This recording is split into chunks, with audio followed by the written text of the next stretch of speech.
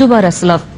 ڕێز مەسعود بارزانی سەرۆکی هەرێما کوردستانی پێشوازی لە کۆمەڵناس و نویسکاری ناوداری تورکیا ئیسماعیل بێشەکچی کرد. سەرۆک بارزانی دە هەفدیتنێکیدا گوت و ڕاستە دوژمنانە بەرێکارینە گەلێ کورد بکوژن لێ چ جاری نەکارینە ئێرادیەوی بکوژن.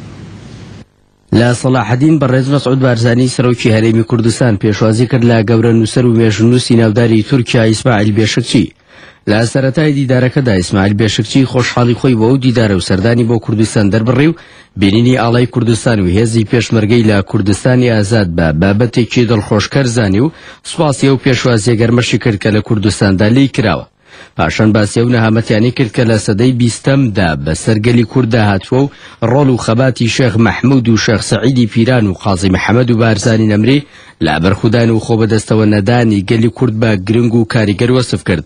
مێژونووس و دۆستی گەورەی گەلی کورد کە لە دوای ئازادبوونی لە زینداندا کوردستان یەکەمین شوێن بۆ سەردانی بکات زۆر بە ئایندەی گەلی کورد گەشتبین بوو وتی لە سەدەی 21دا گەلی کورد ئەمە ئەو مافانە بەدەست دەهێنێتەوە کە لە سەدەی 20دا لێی زەوت کراوە. لە بەرامبەردا سەرۆک بارزانی بە گەرمی بە خێراتنی ئیسماعیل بێشەکچی کرد و واس و پێزارنی خۆی و گەلی کوردی پێڕاگەاند لە مەڕە و ئێش و ئازارەنەی لە نێو زینداندا لە پێناو بەرگریکردن لە گەلی کورد و عەدالەت خوازیدا بینیوێتی و وتی سەرباری ئەو هەموو کارە ساتانەی بەسەر گەلی کورددا هاتووە بەڵام کورد بەرگری لە خۆی کرد و خۆی بەدەستەوە نەدا و بەهۆی خەباتی ڕەوای خۆی نەیهێشت کە شەڕی دژی حکوومەتە داگیرکاریەکان ببێتە شەڕی نێوان نەتەوەکانی ناوچەکە. ئێستایش قۆناغی شەڕ و چەکداری بەسەر چوە و قۆناغی چارەسەرکردنی کێشەکان لە ڕێگەی ئاشتیەوە. سەرۆک بارزانی لا بەشێکی دیکەی قسەکانیدا ئاماژەی بەوەدا کە کێشەی کورد لەوە دەرچووە بتوانرێت نقۆڵی لێ بکرێت.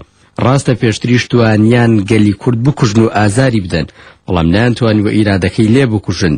لە کۆتایی دیدارەکەدا سەرۆک بارزانی وەک ستایش و ڕێزگرتن بۆ ئاشتی خوازی بەرگریکردنی لە گەلی کورد میدالیای بارزانی نەمری بەخشە ئیسماعیل بێشەکچی دۆستی گەلی کورد و گەورە نووسەری تورکیا.